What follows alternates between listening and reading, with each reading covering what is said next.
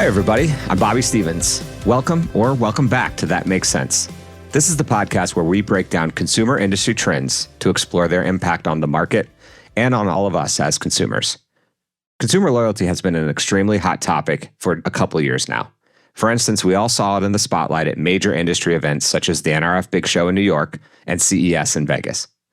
As we continue to consider the future of consumer, we've been grappling with what the exact definition of loyalty is and how brands can drive it and not just hope for it. Today, we're going to be talking about loyalty and adding in some additional uncertainty, including market volatility and cost pressures. So let's learn a little bit more about how companies can leverage consumer feedback and data to improve products, services, and the overall experience on this trek towards increasing loyalty. I'm happy to have joining us today Rob Pace, the founder and CEO of HundredX, a company that specializes in collecting and analyzing customer feedback through nonprofit organization supporters, making the process beneficial for both businesses and consumer. Rob, thanks for joining me. Thank you, Bobby. Now, before we get started, can you just give the audience a quick intro and a brief background on who you are and why you founded HundredX? Sure. I'll go way back to start. I'm from Bonneville, Oregon, a town of 60 people, but professionally, I was one of the original Goldman Sachs partners prior to it going public. Spent over 2 decades there. After Goldman, I had the honor to be the national chair of the Salvation Army and really founded HundredX to try to blend. We talk often about having the aspiration of a for-profit, but the heart of a nonprofit, as you referenced. And so the business problem we're solving is very much central to your focus on loyalty, which is that the outcome for the customer was underrepresented in both how companies are valued and how they're led. And so set about to try to figure out how we could create new data sets that might change that. And then on the personal front, as you referenced, we have a very unique model that 100% of our cost of goods sold goes to charity. So for me, it was all about a blend and how could I use the two experiences and try to create something that was very unique, use data for good, but also serve business clients in a different way. It's great to have you here. I'm very excited for our listeners and myself to learn more. One thing I don't know, and I think would be interesting to learn, is how did you pick the name HundredX? Yeah, great question. So the name HundredX, it's an illustration that if a farmer plants the right seed into the right soil, they can produce a crop 100 times greater. And so as I thought about what the second act in my life would be, I wanted to think about what could I do that could have the most impact, that 100X, and came to the conclusion that this unique blend that we had could do good in the business world and good in the nonprofit. So that's the genesis of the name. Awesome. So let's get into that loyalty topic you mentioned earlier. And that tie to the consumer industry has honestly been a pretty hot topic for a while. One of the particular interesting sort of subtopics I've been seeing coming out of that is a conversation on whether or not there is some correlation, either positive or negative, between the uncertainty we see in the market and strength of customers' loyalty to brands. So can you talk a little bit about HundredX data collection model, how it differs from typical collection methods, and maybe how this might be able to reflect that customer shift? Yeah, and I would say that customer experience, it's critical and foundational, but it has been underemphasized in terms of business decisions because it has been squishy. It's been viewed as soft data and not tied to future financial performance. And that's really what we're trying to address. So the question is, how do you get real consumers who aren't paid panelists or the loud voices on social media? How do you get those people to give you the insights on what brands matter to them? And importantly, are they going to stick with them or not? And therefore, what their future sales are going to be. And that's the bridge we've been able to connect. So to answer your question, we've actually had to rethink how survey works in 3 important dimensions. So first of all, how do we get people to do this in a world where we're all over-surveyed? So here's how it works, Bobby. Nonprofits, and now we work with over 2,500 highly diverse nonprofits around the country. They go out to their supporters and say, hey, there's this crazy company, HundredX, that's going to fund our new band room or a new medical researcher or whatever the charity is. And we work very hard to get the full census and the full mosaic represented. And we do it on a continuous basis.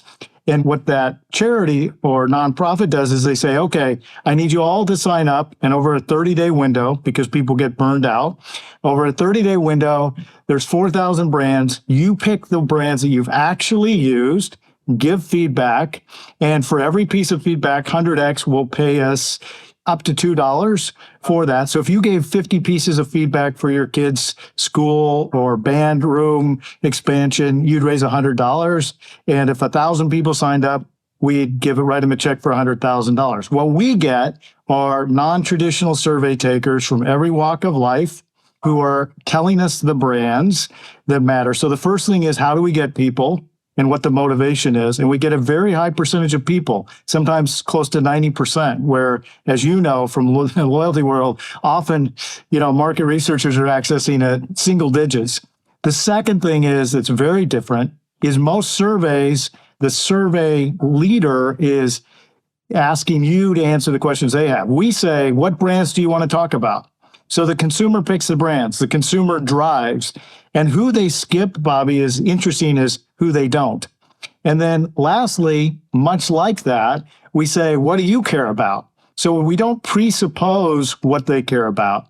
So that's why we call what we do listening as opposed to survey, because the consumer picks the brands, the consumer says what's important, they give us their view across their whole wallet, and then our job was to connect that to future financial performance, which we've been able to do, which was kind of the key breakthrough.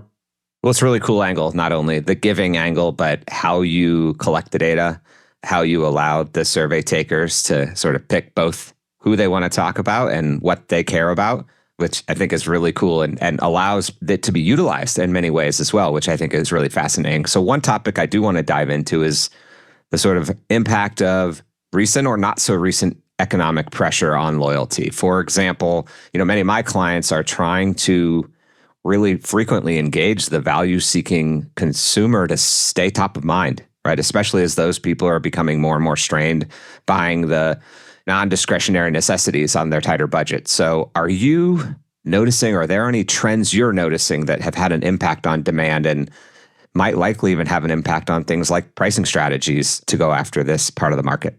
Yeah, absolutely. And what we've discovered 20 million data points in is the real thing to think about is, what job is the customer hiring them to do? And are they the best alternative? And what's happening when in an uncertain environment or one where people's budgets are constrained, the human mind is fascinating. Basically, the equation is, a person, a consumer, has a number of constraints: how much money they have, time, convenience, their identity, etc. And then they have to put together a basket. And what they're constantly doing is optimizing that, thinking about, kind of their core needs and then where they have affordable money. So then the natural question is, so what? So the key so what is, what job is the customer hiring you to do? And that's why listening and understanding what they really care about and what they don't care about is so critical. So the first thing your clients need to do is become great listeners, not surveyors. The second thing is, we went back and studied pricing power. So whether it might be pricing shocks or just inflation, et cetera, or the consumer, if we have a downdraft in the economy. And what we discovered is there is a group of consumers where price is the only thing that matters. They have a finite budget. They're not able to make trade-offs.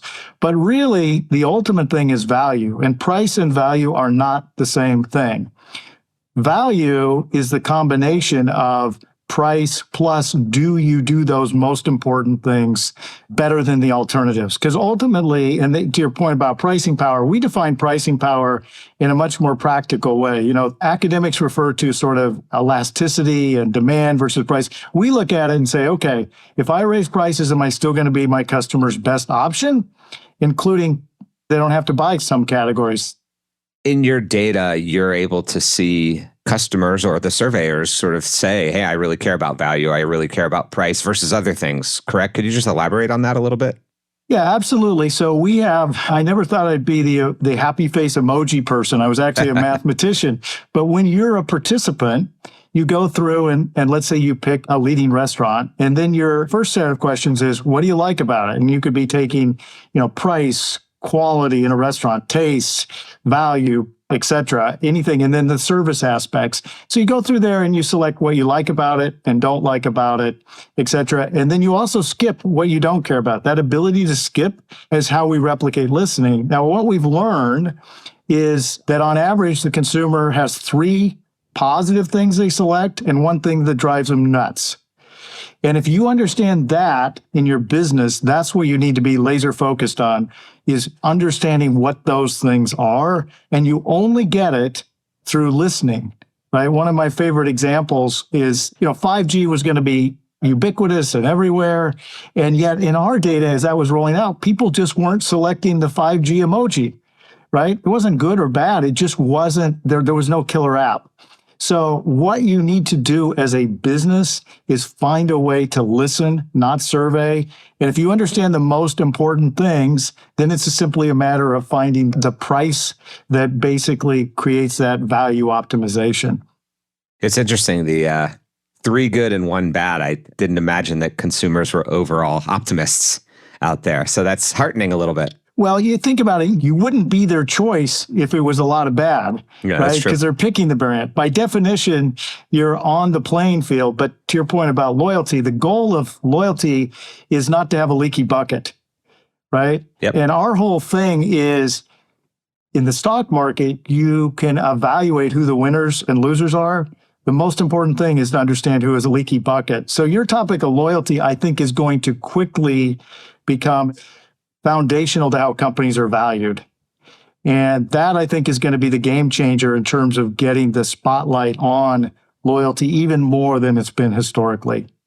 This conversation really kind of reinforces to me, so you have a loyalty program or just you understand you have loyal customers, listening to them and not getting too, patting yourself too hard on the back for what they like about you versus listening to the few things that you could fix. And if you do a little bit to help them get over that bridge, they become loyal to you for another X period of time, which is a huge benefit. And obviously we all know is a much more efficient way to build a customer base, is to keep the people in there versus having to replenish them all the time.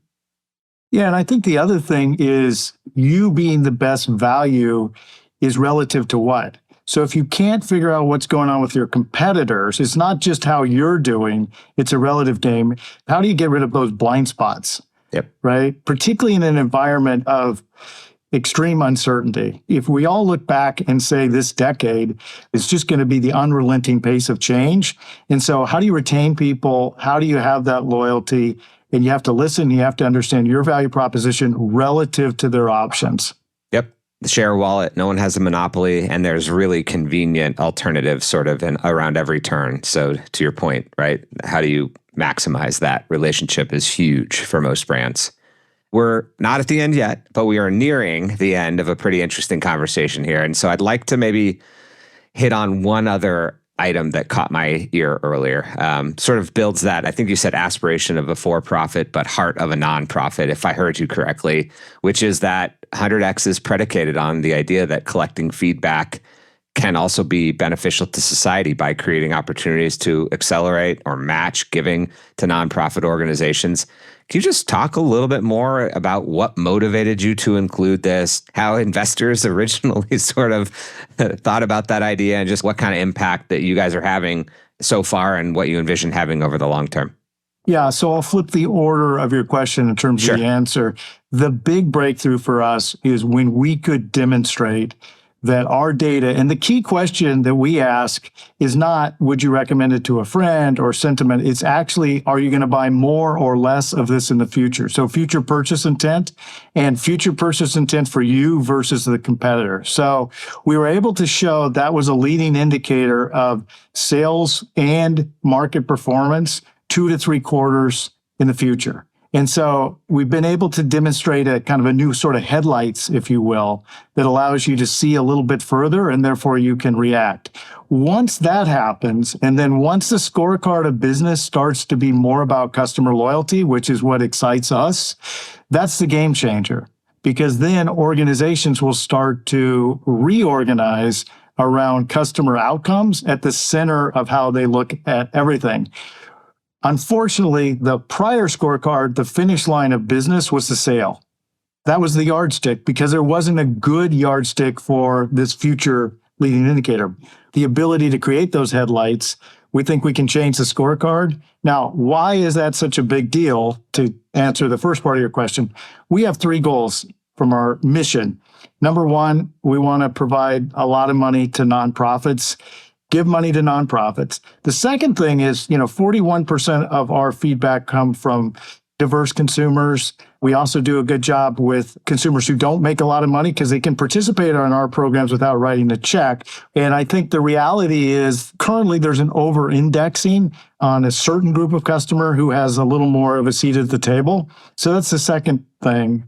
And the third thing, and maybe the biggest, is how do we get capital markets, which have tremendous power to do good, to be focused on the customer outcome. And if you think that through, that will lead to longer-term decision-making versus short-term profit maximization. And also, if we help companies make better products, that's a big deal just in and of itself. So those are the 3 things as we think about the heart of the nonprofits part of our thing that we get up every day and animates me. That's really cool. I mean, obviously, it's inspiring a bit. And even the part that you mentioned about the future purchase intent being a leading indicator 2 to 3 quarters out, that's heartening because that's actually time to do something about it. Right? You find out what happened in the past, or you find about that you said a leaky bucket, right? If there's a huge hole in it, there's nothing you can do about it. If it's just a little bit of a leak, you actually can get things, if you're willing to believe the data and move on it, even as a large company, you can fix that. And or if you see a big opportunity, you can capitalize on said opportunity and drive even more penetration or grab market share or what have you. So I think that's really fascinating for me in the business I'm in to understand that there's things that I could take to my clients to say, if you do something about this right now, second half of this fiscal year, you're going to see some uptick, which is huge. Yeah, you're not doomed to that fate. And so if you can see it exactly, as you said, if there's an obstacle in the road, you can go around it. And so that's the goal. And I would also say the other thing that companies struggle with is they just don't see the inflections until it's too late. Yeah. They have pretty good processes for business as usual, but they often miss the inflections because they kind of have a well-worn path of doing things. Well, yeah, it's almost the Goldilocks, right? Like something that's happening right now, it's hard to do anything about other than be reactive. And things that are 3 or 5 years out, you want to talk about them, but you're sort of just, it's a little more academic. That 6 to 9 months away, that's a pretty important time frame. I mean, even you're sitting there, you're probably in the same, you're going to have the same role 6 months from now at the company. You're in the same fiscal year. That's a good time horizon for that. So it's great. Well, I really did enjoy spending some time talking about loyalty and making the connection to how the HundredX platform really measures customer experience, tries to make it hard data instead of soft data, and satisfaction. And it was honestly just super timely to discuss value-seeking consumers and how today's pressures are impacting their potential loyalty to brands. So thanks for that, Rob. I really appreciate it. Yeah, thank you, Bobby. Listeners, also thank you for joining us on this quick ride. It's a great topic, and it's, of course, a topic I really love, given that I get to lead Deloitte Consulting's U.S. loyalty practice. But don't forget to subscribe so you don't miss out on this episode and all our episodes, and take a look at our episode description for more content. So until then, keep making sense of your world. This is Bobby Stevens. Stay safe. Take care. You can listen on your favorite podcatcher, whether it be Apple Podcasts, Stitcher, or Spotify. Simply search for That Makes Sense. Connect with me on social media, Bobby Stevens on LinkedIn or @BobbyStevens on Twitter. This podcast is produced by Deloitte. The views and opinions expressed by podcast speakers and guests are solely their own and do not reflect the opinions of Deloitte. This podcast should not be deemed or construed to be for the purpose of soliciting business for any of the companies mentioned, nor does Deloitte advocate or endorse the services or products provided by these companies. This podcast provides general information only and is not intended to constitute advice or services of any kind. For additional information about Deloitte, go to deloitte.com/about.